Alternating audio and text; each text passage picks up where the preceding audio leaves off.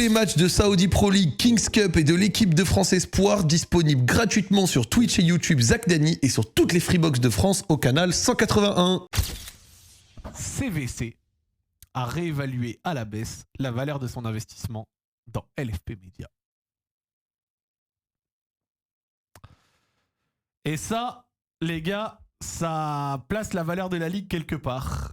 CVC, le fonds d'investissement à l'origine de la création de la filiale commerciale de la ligue, grâce à un apport de 1,5 milliard d'euros, a acté une diminution de la valeur du foot français. Et ça va nous intéresser. C'était inévitable, compte tenu de la délicate situation économique du foot français, avec des recettes télé qui ont fondu pour atteindre cette saison environ 300 millions bruts avant les différentes charges à retenir, frais de production, taxes buffet, CVC, subventions. La valeur de LFP Media, la filiale commerciale de la Ligue créée grâce à l'apport de 1,5 milliard d'euros par CVC, a également sensiblement chuté.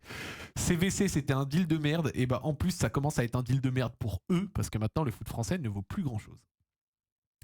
Le fonds d'investissement a, selon nos infos, réévalué à la baisse la valeur de son investissement. Sur les 1,5 milliard d'euros donnés au foot français, le fonds avait apporté 750 M et emprunté le reste. Il considère aujourd'hui que le net asset value, la valeur liquidative en français de son apport de 750 millions, est bien inférieur désormais de l'ordre de 200 millions d'après, selon certaines sources. C'est en tout cas le message que CVC fait passer à ses investisseurs. Là, ça veut dire que CVC, ils disent oui, ok, on a mis genre 1,5 milliard, 750 millions en net, etc. Là, actuellement, la valeur nominative de tout ça a fondu terriblement. Pour rappel, quand le fonds est arrivé dans le foot français il y a un peu plus de 3 ans et a pris 13% de la filiale LFP Media contre 1,5 milliard d'euros, son investissement valorisait 100% de la filiale commerciale de la Ligue à un peu plus de 11 milliards d'euros. Et c'est vrai que si pour 13% t'as 1,5 milliard, du coup ça place la valeur de la filiale commerciale à 11 milliards. Mais bon, après je pense que c'était aussi une manière pour eux de choper 13% des revenus à vie, sans doute déjà en ayant 13% de l'actionnariat, mais aussi peut-être en ayant une clause qui leur donne 13% des revenus. C'était l'époque où la valeur des droits TV était estimée à 1 milliard d'euros comme établi dans les plans d'affaires initiales de LFP Media.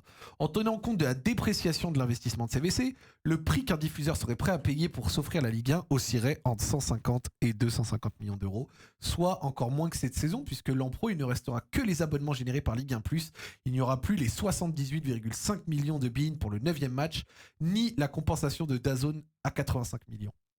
Si aujourd'hui vous lui proposez d'abandonner ses 13% et de récupérer en échange son 1,5 milliard, il signe de suite car en l'état, il n'est pas prêt de récupérer sa mise à financier à propos de CVC. Bah oui. Pour ceux qui pensaient que CVC avait fait un bon coup en récupérant 13% de LFP Media, si aujourd'hui vous lui proposez d'abandonner, bon, vous avez capté, contactez le fonds d'investissement, n'a pas donné suite.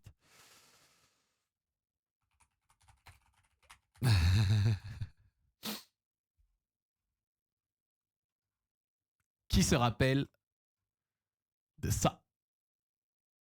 Vincent Labrune, on vise aux alentours du milliard d'euros. Vincent Labrune, le président de la LFP, annonce à l'équipe les objectifs du secteur pro. Pour les droits audiovisuels de la Ligue 1, l'appel d'offres va être lancé en septembre. Il fait aussi le bilan de la saison et revient sur les derniers incidents.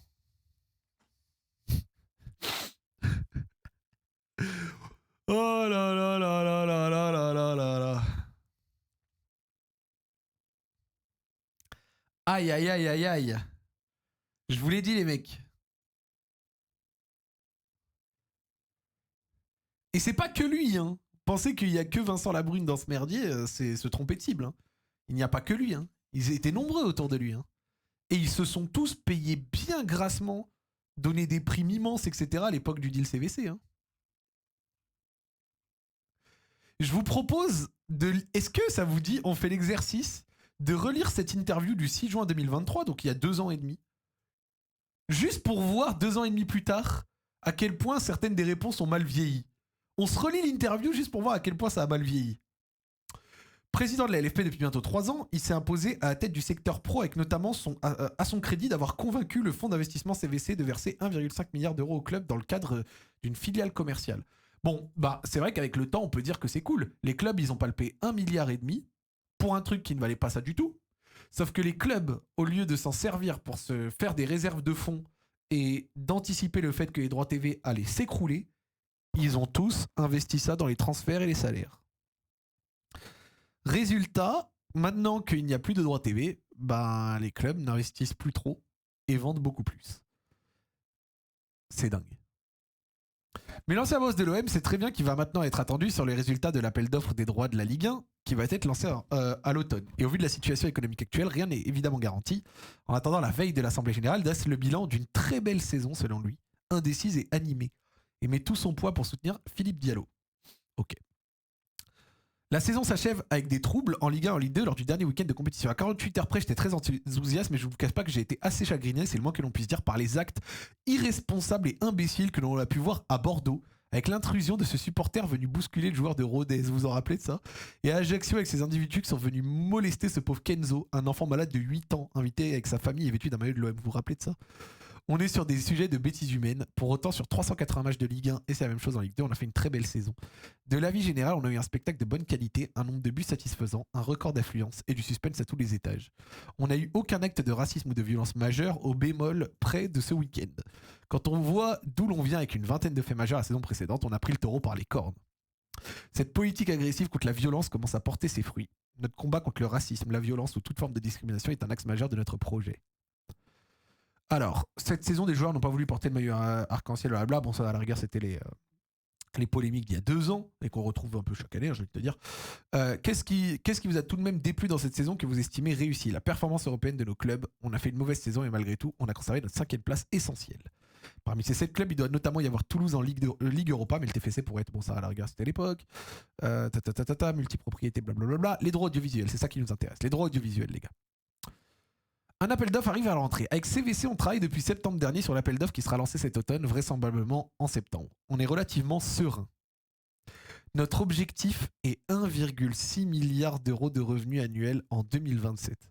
Le vrai objectif pour la Ligue 1 est celui-là.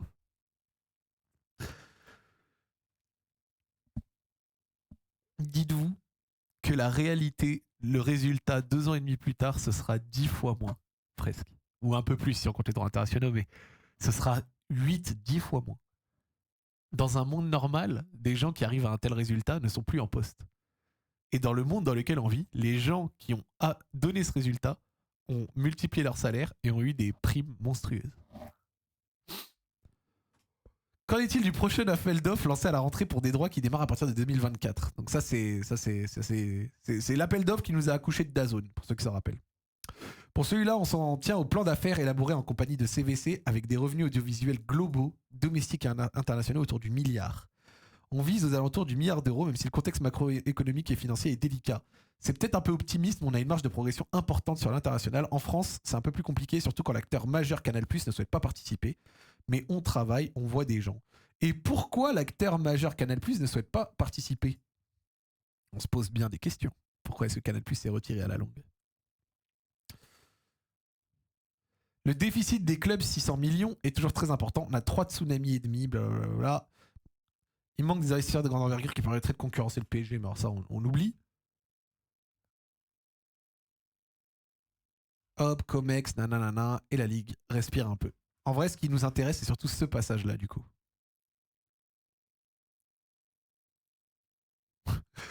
D'ailleurs, maintenant, c'est nous qui en faisons. On est en situation cette saison et la saison prochaine de distribuer au club plus d'1 milliard d'euros. Il faut que cet argent soit bien utilisé. On se demande comment cet argent a été utilisé du côté des clubs. Bon, bah, résultat de tout ça, les gars. Résultat de tout ça, l'argent a été dilapidé et l'appel d'offres n'a accouché que DAZN XBeIN pour 500 millions, soit moitié moins. Et au final, maintenant, c'est Ligue 1 qui récupère. Ouais. Moi, je pense que... En fait, pour moi, il y a quand même... Il y a quand même une chance cet été qui est pas négligeable. Pour moi, il y a une probabilité que cet été... Pour moi, il y a une probabilité cet été, les gars, qu'il y ait un diffuseur qui vienne, qui dise 250 millions d'euros pour tout et qui récupère tout pour 250 ou 300 millions d'euros. Genre, DAZN payait 375 pour 8 matchs sur 9. Là, maintenant, je pense que pour 250 ou 300 millions l'année, t'as tout. Je pense que les clubs acceptent et poussent dans ce sens. Pour moi, ce serait quand même une erreur de... Pour moi, ce serait une erreur de... d'arrêter Ligue 1 Plus tout de suite. Pour moi, ce serait une erreur d'arrêter Ligue 1 Plus tout de suite parce qu'une saison de développement, c'est pas suffisant pour essayer d'en faire quelque chose qui ramène vraiment des revenus. Pour moi, Ligue 1 Plus, ça va demander plusieurs années pour réussir à avoir peut-être 1,5 million, 2 millions d'abonnés, etc. Mais si t'arrêtes Ligue 1 Plus au bout d'un an, c'est trop volatile, frère. C'est trop volatile. Chaque année, un diffuseur différent, gros. Il n'y a aucune continuité. Dire qu'il y avait eu les 8 matchs, pareil, à l'époque Amazon, ils avaient récupéré 8 matchs pour 330 millions, je crois, un truc comme ça. Si on doit chiffrer actuellement, Ligue 1 Plus gagne combien sur l'année et les clubs combien en moyenne? Pas beaucoup, chef. Genre, je pense que c'est entre 150 et 200 millions d'euros. Hein. Vraiment. Hein.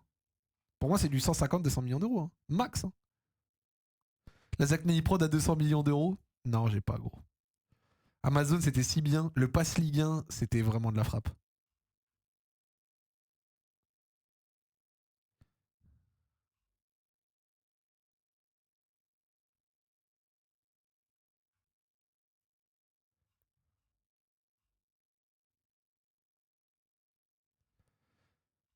Ouais.